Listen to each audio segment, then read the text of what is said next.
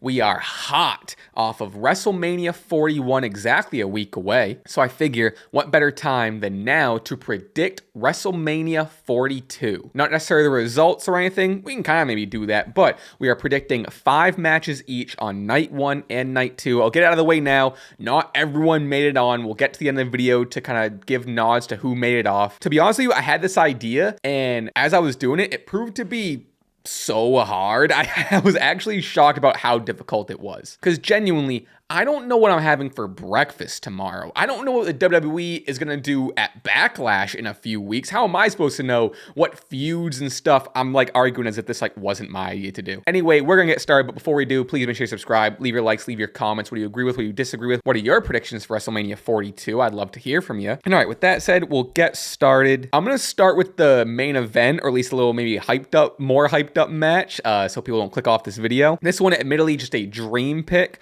I got Asuka versus Io Sky straight up one-on-one for the Women's World Heavyweight Championship. Do I think Io Sky is going to hold the World Heavyweight Championship for a year? Not necessarily. I would love it. Sure, whatever, why not? Not exactly sure who's going to go into this. Maybe it would be cool with Asuka coming in as kind of the heel champion. That's kind of how I'm thinking of this story, is we get some damage control stuff, someone turns on someone, maybe Kairi Sane and Dakota are split or whatever. We haven't seen Asuka back in a while. Again, I don't know what's going on with, not against, first time I'm saying it. But again, because I referenced it in other videos, not sure what's happening with injuries or Asuka or whatever, so I'm not trying to jump the gun here. These are just kind of just speculation / fantasy booking. Do we get another feel-good win with Io Sky next year? I'd love it. It worked this year. Why not run it back next year? But these two have so much history, and the fact that we haven't gotten a one-on-one feud yet lends me to think that we're getting it next year. We're due. We are long overdue, I would say. And also, that is going to be the main event for night 1. I don't know if I mentioned that. I think the women maybe should have got it. Granted, the men's triple threat was really good, but the women's match was the match of both nights. So I still think the woman maybe should have gotten the main event. Obviously, the Paul Heyman stuff was crazy, but, that's a debate for a week ago. All right, next we have the men's World Heavyweight Championship match. Right now we have this very start of this Braun Breakers, Seth Rollins, and Paul Heyman faction. Is someone else going to get added? Are they going to have a name? We don't know any of that. However, I do think this is going to be a strong and prominent story for the whole next 365. And obviously with factions and partnerships, someone's going to split, someone's going to turn on the other. So I think this is going to lead to Seth Rollins versus Braun Breaker for the World Heavyweight Championship. I think Seth is going to go in as champion. I think with this faction that he's leading the charge to, I think that's going to help him get the world title this year, defend it at WrestleMania 42. That's Braun Breaker's big world championship win. First ever kicks off his main event world title career from then on. All right, next I got a big tag team match. Put him in a ladder match. Screw it. Put him in a ladder match. Put him in something crazy. It's to kind of make up for them not being on the card this year. Granted, they had a banger on SmackDown that kind of just pushed the narrative even more that it should have been on Mania, especially in lieu of just the War Raiders versus New Day. Give them the Clash. They're both sponsored by Clash of Clans. I don't know. I don't understand. Anyway, that's not what this is about. However, I have the Lucha Bros. I think as much as I love Rey Fenix and Penta doing their solo separate thing, I do think it is inevitable for them to team up. So I think by the end of this next year, come April next year, we're getting Lucha Bros taking on the Street Profits, Fraxium, DIY, and Motor City Machine Guns. Maybe booking it with Today very much in mind and adding a few more pieces in there, but the SmackDown tag division is so strong and I don't see that changing if all these teams are still in rotation. It's for the tag titles. Like I said, throw them in a ladder match. This would be a ball. It would make up for them missing last year. I'm sounding like a broken record at this point. Moving on. Coming off of 41, I'm expecting Jade Cargill to have a monumental, massive year. I don't know if she's getting the world title. I know they kind of teased her and Tiffany a little bit post-Mania. I also think the women's IC belt is going to move around a lot this year, so I'm staking my claim right now that we're getting Jade Cargill versus Bayley. Bayley going to come in as the IC champ. I think her and Lyra are going to feud for a while, and then maybe she loses it, gets it again. I don't know. Again, it's so hard to not book with today in mind, because stuff that's happening for the next 3 months probably is going to have nothing to do with what's happening in April 2026, you know? But that's where I'm at. I think similar to a Braun Breaker, that's a big Jade Cargill win, her first singles title on the main roster, or in WWE in general. So yeah, that's what I got. Also, you gotta put Bayley on the card. You kind of screwed her over. Granted, it was for the greater good. You get the Becky Lynch return, but it ended up being kind of dumb because they flip-flop titles. Whatever. You need Bayley on the card next year because you did her so dirty this year. All right, to wrap up night one, the only real predictions for the spots I have are the main event. So like disregard the order of everything else, but I have the men's Intercontinental Championship match. I have Finn Balor versus Karrion Kross versus Chad Gable. This is why I didn't want to put this one first. This one, I think a lot of people will click off of. Finn Balor, now being known as Pin Balor. However, I think he's going to have a massive year. He's going to come off a feud with Dom, maybe end up beating Dom, holding the IC belt. Judgment Day stuff is going to happen, or someone's going to split or whatever. We also have Karrion Kross making a big push early in this post-Mania season to have just a spot, and it's been reported so he's going to get more time. And also Chad Gable, they've been tiptoeing around this Chad Gable IC title win forever. El Grande Americano is going to be long in the past, and I think this is where Chad Gable finally gets his IC title win on the grandest stage of them all in New Orleans. All right, let's move on to night two. At this point, we're going to save the main event for last. Again, maybe more fantasy booking and just hoping as opposed to, you know, whatever. I have the Usos face versus the New Day heel for the tag titles. I've said this in countless videos that now that we have heel New Day, we have face Usos, and both teams are even bigger and have more star power than they did before, I think it's time to run back this classic, these wrestling soulmates of teams. It would be really cool to see them go at it in 2026. Obviously, you know, Jay has the world title right now. I don't think he's holding it for the whole year, so I think he's going to lose it, ultimately go back into the tag team division. And that's not me hoping for like the worst. I like Jay. I'm excited for his run. Admittedly, it's just hard to place everyone. There's so many stars. Again, we'll see who gets left off, but fantasy-wise, dream match, I would love this. Run it back one more time, and you flip-flop the heel and face thing. It'd be sick. All right, next I have let's see. All right, this one I just changed on the fly because I saw who I was leaving out. This is going to be for the WWE Championship. This one doesn't make a whole lot of sense in the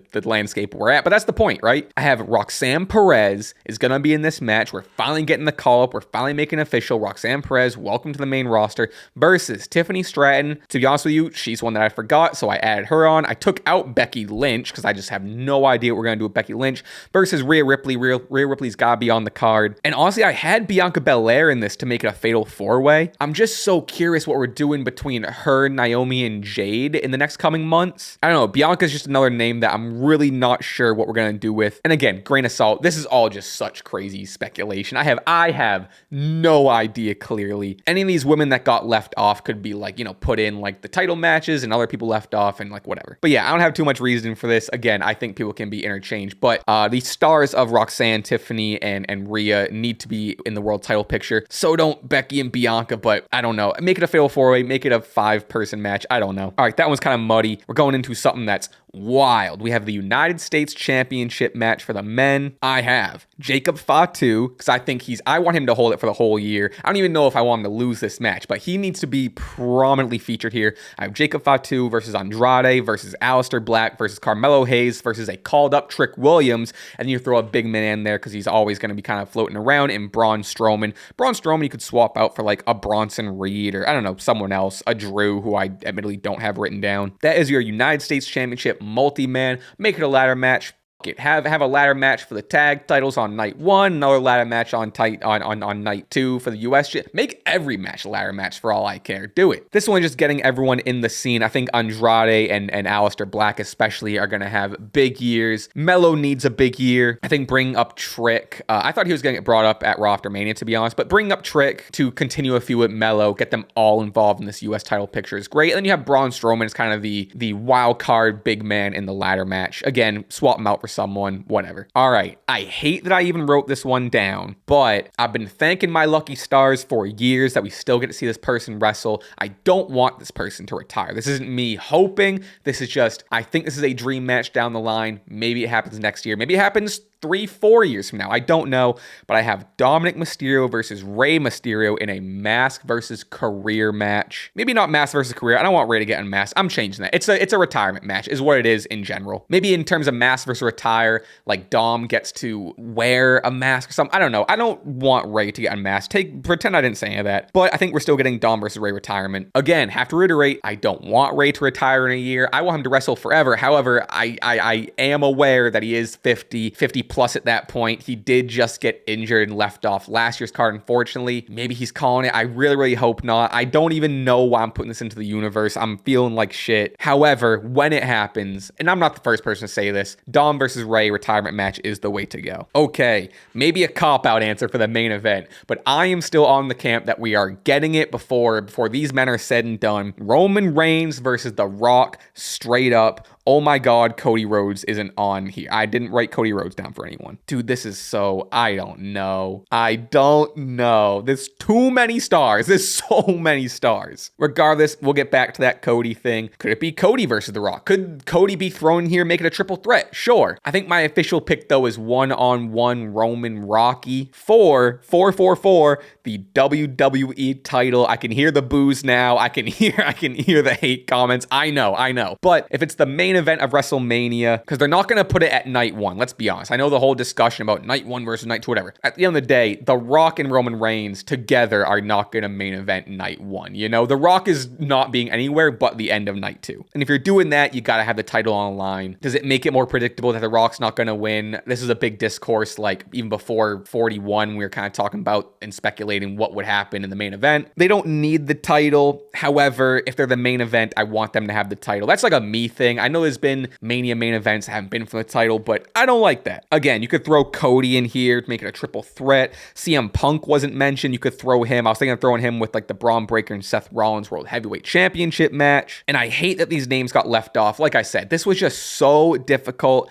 and so hard to fit everyone in. But obviously a Drew McIntyre isn't mentioned. I hope he gets a good spot. Like I said, a CM Punk, a Sami Zayn, and a Kevin Owens. They're both unfortunately not able to perform due to injury or whatever it was from one or, whatever. So I'm hoping they get a big comeback. I just don't know in what capacity. Randy Orton is another obvious one. A Charlotte Flair, like I said, a Bronson Reed. I took off Bianca, so now a Bianca. Also the women's US title with the newly crowned Zelina Vega and then a Chelsea Green. I think that women's division and the IC belt need to be featured next year. Obviously the women's tag belts weren't featured. There was some other belts that weren't featured. Like I said, I wanted to keep this just 5 and 5 because I would have driven myself crazier than I already did if I tried to expand this and make this crazier. But please let me know where you're placing the people I left off. I would love to know. Maybe swap out some people that I had, make it better, tweak this, please. But these are my throwing shit at the wall, crazy predictions. I'm not sure how much I stand by every single one of them, but that's what my brain came up with on short notice. And also, I would love to kind of look back on this in a year from now when WrestleMania 42 is either announced or right after it happens or whatever. Kind of look back, see what I got right, see what I got wrong. Was there anything accurate? Was I close to anything? Was I far off on everything? It'll be fun. So hopefully I remember.